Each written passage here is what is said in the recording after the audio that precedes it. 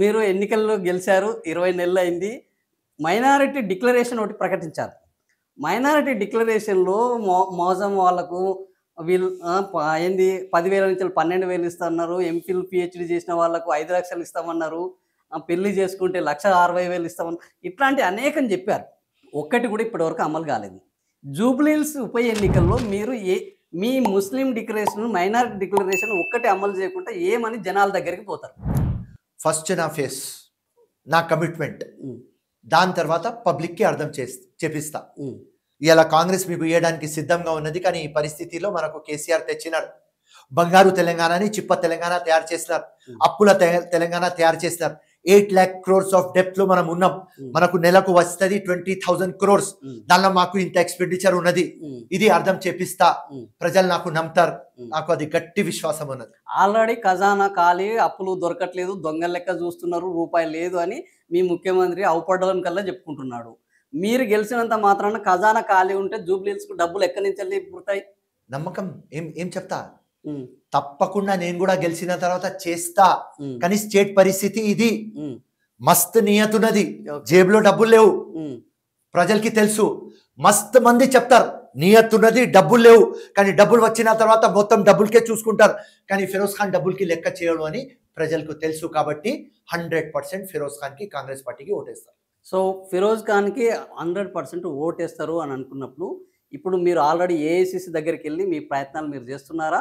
ఇప్పుడు already Natarajan, Meenakshi Natarajan versus Revanth Reddy నడుస్తున్నది. ఒకవైపు ఆయన ఢిల్లీలో పాదయాత్రలు, పరిగిలో పాదయాత్రలు చేస్తున్నారు. మీరు టికెట్ కోసము ఇప్పుడు నటరాజన్ కలిసి అడుగుతున్నారా, లేదా ఏఐసిసి దగ్గరికి పోయి మీరు టికెట్ ప్రయత్నం చేస్తున్నారా? అందరి దగ్గర పోతా. రేవంత్ అన్న దగ్గర పోతా, నటరాజన్ దగ్గర పోతా, మహేష్ కుమార్ అన్న దగ్గర పోతా, ఖర్గేజీ దగ్గర పోతా, కేసీ వేణుగోపాల్ దగ్గర పోతా, లాస్ట్ ఫైనల్ మా రాహుల్ గాంధీ అన్న దగ్గర కూడా పోతా. 100% పోతా. ఫిరోజ్ ఖాన్కు టికెట్ రాకుండా వేరే వాళ్ళకి వస్తే వాళ్ళకి సపోర్ట్ చేస్తాడా? 100% చేస్తా. డెడికేటెడ్ ఫెలో నేను. రైట్, నేను ఒక సోల్జర్. ఇట్లా యుద్ధం అయితే నేను ఆగను. రైట్, కమాండర్ పోస్ట్ అడుగుతా, ఇవ్వకపోతే సోల్జర్ లాగా కొట్లాడతా. ఒకటే నా జీవితంలో కోరిక, ఈ దేశం కోసం సావాలి, అంతే.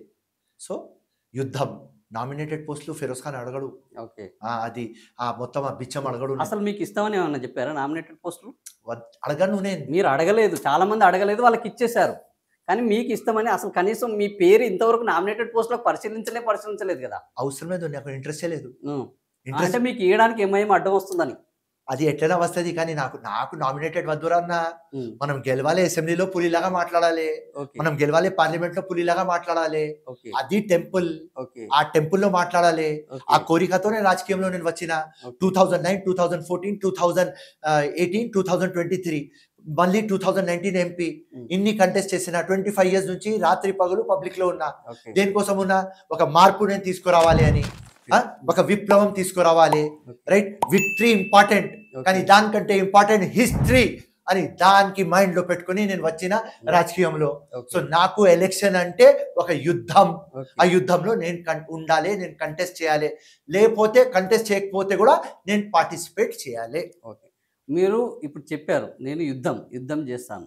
యుద్ధం చేయడానికి ఎవరికైనా యుద్ధ సామాగ్రి ఉండాలి, వెపన్స్ ఉండాలి. ఎలక్షన్, రేపు జూబ్లీహిల్స్ ఎలక్షన్ ఒక 100 కోట్ల రూపాయల ఖర్చు కాబోతుందని అంచనా వేస్తున్నారు. మరి ఫిరోజ్ ఖాన్ బయోడేటా చూస్తే 1 కోటి రూపాయలు 50 లక్షలు ఏమో ఉన్నాయి. కరెక్ట్, అవునా? కరెక్ట్. మరి 100 కోట్లు లేకుండా 1 కోటి రూపాయలను పట్టుకొని మీరు ఈ యుద్ధంలో ఎట్లా గెలుస్తారు? తుపాకీ లేకుండా యుద్ధంలో గెలుస్తారా? అరే, మా రేవంత్ రెడ్డి చూసుకుంటాడు. పరిశాన్ ఎందుకు అవుతున్నారు మీరు? మా ముఖ్యమంత్రి చూసుకుంటాడు. ఇప్పుడు 100 కోట్లు మీ ముఖ్యమంత్రి పెట్టాలి, ఎవరు అభ్యర్థి వచ్చిన. 100% మా ముఖ్యమంత్రి చూసుకుంటారా భయ్?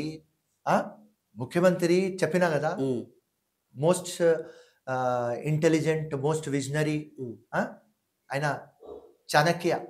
So no problem. So Firoz Khan old సిటీలో ఒక నాంపల్లిలో 5 సార్లు చేసి, హైదరాబాదు నియోజకవర్గానికి చేసి, ఈరోజు స్టేట్ వైడ్ ఫిగర్, అవునన్నా కాదన్నా. ఈ స్టేట్ వైడ్ ఫిగరు రేపు గోషామహల్లో ఒకవేళ రాజాసింగ్ ఆయన మీద కూడా అనర్హత వేటుబడి అది వేస్తే, గోషామహల్లో గెలవడకుండా ఇప్పుడు జూబ్లీహిల్స్కి వైపే ఎందుకు పరుగులు పెడుతున్నాడు అంటే రాజాసింగ్ మీద గెలిచే అవకాశం లేదా? రేపు రాజాసింగ్ అటు ఒకవేళ అక్కడ ఉప ఎన్నిక ఇస్తే అక్కడ కూడా ఇదే పద్ధతిలో ఉంటారా? ఫిరోజ్ ఖాన్ స్టైల్ ఇదే. రాజాసింగ్ ఎస్, అసదుద్దీన్ ఎస్, నరేంద్ర మోదీ మీద టికెట్ ఇస్తే కూడా కంటెస్ట్ చేస్తా. ఆ ధైర్యం నాకు ఉన్నది, ఆ తిక్క నాకు ఉన్నది. ఓకే. సింపుల్. ఆ తిక్క ఉన్నది కాబట్టి గెలవట్లేదు. ఆయనకు వ్యూహం లేదు. అది మీ ఆలోచన. ఆలోచన కాదు. 5 సార్లు జరిగిన ఓకే. తీర్పు. ఇది ఇక్కడ టోటల్ డిఫరెంట్. ఆ! ఇక్కడ నేను డెజర్ట్‌లో ఫైట్ చేస్తున్నా. హ్మ్. రైట్? గార్డెన్‌లో ఫైట్ చేస్తలేను. ఓకే. ఆ గార్డెన్‌లో ఫైట్ చేసుకొని ఫ్లవర్ తీసుకురాలేదు ఫిరోజ్ అంటే అర్థమైతుంది నాకు. హ్మ్. నేను డెజర్ట్‌లో ఫైట్ చేస్తున్నా. ఓకే. ఇక్కడ లంగా దొంగ ఓట్లు ఉన్నాయి, బోకస్ ఓట్లు అందరికీ తెలుసు. హ్మ్. రైట్? నాకు కాంగ్రెస్ పార్టీ ఇచ్చినప్పుడు ఉట్టి కాంగ్రెస్ క్యాండిడేట్‌కి ఓన్లీ 7,000 ఓట్లు వచ్చినాయి ఇక్కడ నాంపల్లిలో. ఓకే. నేను వచ్చిన తర్వాత 60,000 చేసిన.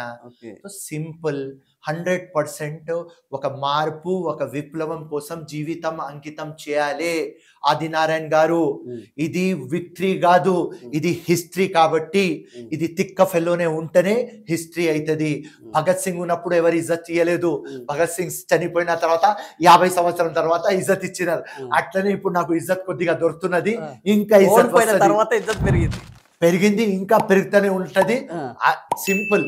సో ఇప్పుడు మీరు చెప్పినారు, మీరు మొత్తం 25 ఇయర్స్ నుంచి ఫీల్డ్ లో ఉన్న తర్వాత మీరే నాకు ఒక బిరుదు ఇచ్చేసినారు. మీరు 5 టైమ్స్ ఓడిపోయిన తర్వాత మీరు స్టేట్ ఫేమస్ అని మీరు చెప్పిన తర్వాత గోరీ టైప్ లో అంతే అంతే. ఇంకా ఏం కావాలి నీకు? ఆ! ఉట్టి ఒక సర్టిఫికెట్ లేదు నా దగ్గర. అంతే. విన్నింగ్ సర్టిఫికెట్ అన్ని ఉన్నాయి. ఓకే. దేవుడు ఇస్తాడు, ఓకే. ప్రజలు ఇస్తాడు, ఓకే. హైకమాండ్ మీద నమ్మకం ఉన్నది, మా రేవంత్ అన్న మీద నమ్మకం ఉన్నది. ఓకే. 100% అవుతుంది. ఓకే. ఆల్వేస్ పాజిటివ్ ఉండాలి, ఓకే. ఆప్టమిస్టిక్ ఉండాలి. ఓకే. దానిలోనే మన జీవితం సక్సెస్ అవుతుంది. ఓకే. ఇంత ఆప్టిమిస్టిక్ గా ఉన్న ఫిరోజ్ ఖాన్ ఎన్నికల గురించి బాగా తెలుసు. ఎన్నికల రణరంగంలో 5 సార్లు ఉన్నారు. లాస్ట్ ఎలక్షన్ లో ఓటుకు ₹1,00,000 ఇస్తారని కేసుల వరకు వెళ్ళింది వ్యవస్థ. కేసులు కూడా పెట్టారు, ఓటుకు 1,00,000 ఇస్తారని చెప్పి. ఎక్కడి నుంచి ఇస్తా? ఆ? 1,00,000 కాదు, నా దగ్గర డబ్బులు మీ లేవు. మీద కేసు డైరెక్ట్ అదే కదా కేసు. అది చెప్తున్నా. ఆ, ఆ డీసీపీ ఉన్నాడు ఆ, వెంకటేశ్వర్లు అని, ఆ, వాడు మొత్తం బీఆర్ఎస్ క్యాండిడేట్, ఆ, కేసీఆర్ కేటీఆర్ క్యాండిడేట్. ఆ, వాడు ఆయన చెప్తున్నాను, అదే ఎవరికైనా బద్నాం చేయాలని పట్టుకో అంటే వాడు డీసీపీ ఉన్న తర్వాత ముఫ్తీలో సివిల్ డ్రెస్ లో నా ఇంటి దగ్గర వచ్చి కూర్చున్నాడు.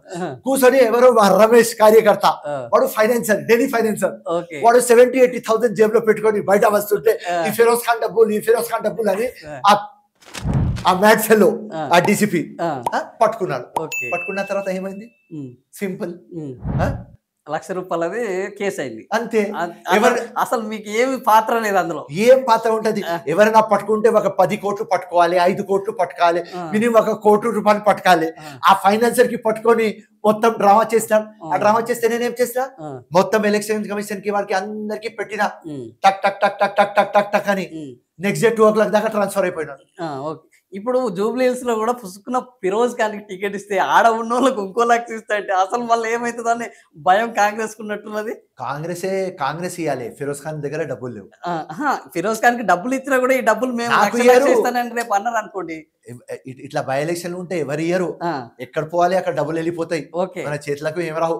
అధికారంలో ఉన్నారు కాబట్టి ఆటోమేటిక్ గా డిస్ట్రిబ్యూషన్ జరిగిపోతుంది. సింపుల్, డిస్ట్రిబ్యూషన్ దొరికిపోతుంది. మనం సర్టిఫికేట్ తీసుకోవడానికి పోవాలి, అంతే. ఆ సర్టిఫికేట్ మనది. ఇప్పుడు ఆడ టికెట్ వచ్చిందంటే సర్టిఫికేట్ వచ్చినట్టే 100%. No doubt. మినిస్టర్ కూడా అయ్యే అవకాశం ఉంటది. మరి మినిస్టర్ కూడా కావాలని అంటారా? నో దాని మీద నాకు మోజు లేదు. రైట్, దేవుడు ఇస్తే, ప్రజలు ఇస్తే, హైకమాండ్ ఇస్తే డిఫరెంట్, ఆనెస్ట్ గా. ఎందుకంటే డిప్లొమాట్ నేను మాట్లాడలేను. ఓకే. రైట్, నాకు గెలవాలి, ఆ టెంపుల్ లో పోవాలి. ఓకే. అదే చిన్నప్పటి నుంచి కోరిక. సో ఆ కోరిక కంప్లీట్ కావాలి. ఇంత కష్టపడుతున్నా, రాత్రి పగలు మొత్తం జీవితం. నా దగ్గర ఏమున్నది? ఒక పాప ఉన్నది, చనిపోయింది, పిల్లలు లేరు. నా భార్య ఇప్పుడు మా పాప మీద తానియా హై విజన్ ఫౌండేషన్ పెట్టింది. 3 years లో 1100 పిల్లలకి మనం ఎడ్యుకేషన్ ఇస్తున్నాం. That is great social work. నా భార్య టార్గెట్ 10,000 చిల్డ్రన్. ఓకే. సో నా టార్గెట్ నాంపల్లి ప్రజలు 24/7. నా దగ్గర ఏం డబ్బులు ఉంటాయి అది పబ్లిక్ కేనే ఇస్తూనే పోతా. ఏదో నాకు చిన్న బిజినెస్లు ఉన్నాయి, దుబాయ్లో ఒక బిజినెస్ ఉన్నది, సహగురా రియల్ ఎస్టేట్ ఉన్నది, ఏదో డబ్బులు వస్తాయి దాని మీద పెడుతూనే ఉంటా. సో నా జీవితం చూస్తే ట్రాన్స్పరెంట్, చాలా క్లియర్, ఆనెస్ట్ జీవితం. మొత్తం పబ్లిక్ పెట్టిన 300 square yards ఇల్లులో మేము ఉంటాం. అక్కడ మా అమ్మ నాతో ఉంటది. సింపుల్.